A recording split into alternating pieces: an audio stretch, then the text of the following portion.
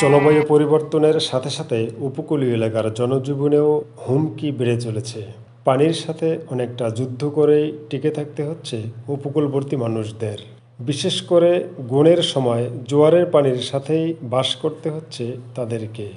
দিনে রাতে সবসময় আতঙ্কেই কাটছে নদী তীরবর্তী মানুষদের। খুলনা জেলার বটিয়াঘাটা ও বাগগাছা উপজেলার সীমান্তবর্তী ভদ্রাপাড়ে সম্প্রতি মিলেছে এমন চিত্র।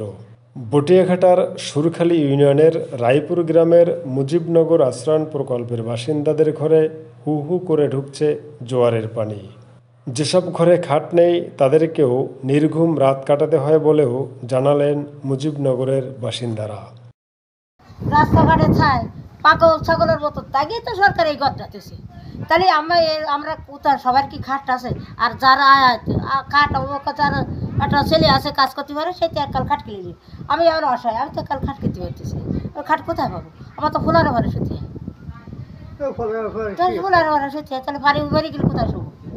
পানির তোরে ভেসে যাচ্ছে অনেকের আসবাবপত্র, এমনকি অনেকের রান্নাবান্নাও বন্ধ হয়ে যায় পানির তোড়ে। থাকতে হয় না খেয়েও। পানিতে টুপো টুপো হয়ে যায়। এই ঘরে পানি আজকে ফেলাইছে, ইনি একটু গেছিল হাসপাতালে আসে তাই পানি ফেলাইছে। এখন কি করব? এখন না পারতেছি কোন দিকে যাই যে খাবো সেরকম কোনো লাইন নেই। রান্না বান্না প্রত্যেকটা ঘরের একই অবস্থা। পানিবন্দী সব মানুষদের সন্তানদের লেখাপড়াও অনেকটা বন্ধের পথে। নারী শিশুদের নিয়ে সেখানকার বাসিন্দাদের থাকতে হচ্ছে আতঙ্কে। আমরা বাচ্চা কাচ্চা নিয়ে খুবই সমস্যার ভিতরে আছি। সরকার আমাকে দিয়ে যে আশ্রা ঘর, আমরা খুব সুখী ছিলাম।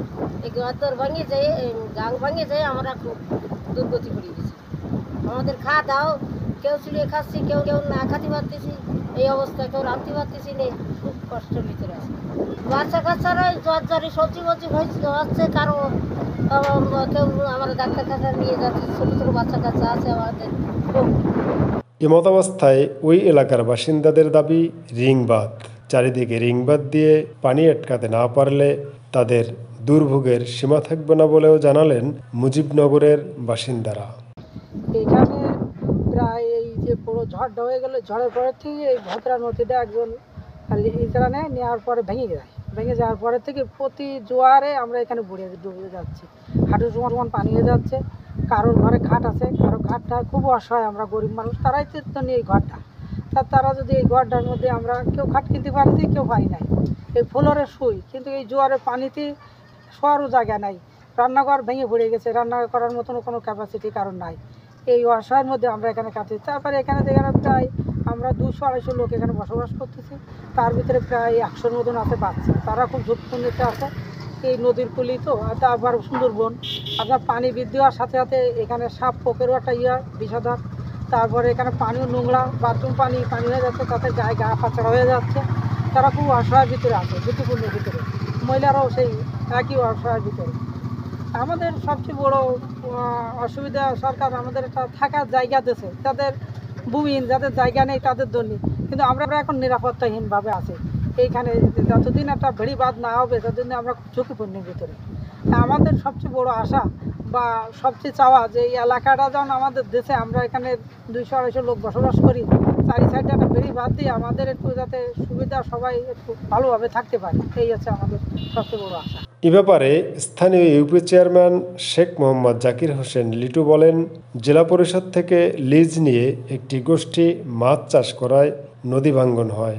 এর ফলে সবচেয়ে বেশি ক্ষতিগ্রস্ত হয় মুজিববর্ষের ঘরের বাসিন্দারা। এমন অবস্থায় প্রাকৃতিক দুর্যোগের পাশাপাশি মনুষ্য সৃষ্ট এ দুর্যোগ থেকে এলাকাবাসীকে সম্মিলিতভাবে এগিয়ে আসার আহ্বান জানান সংশ্লিষ্টরা।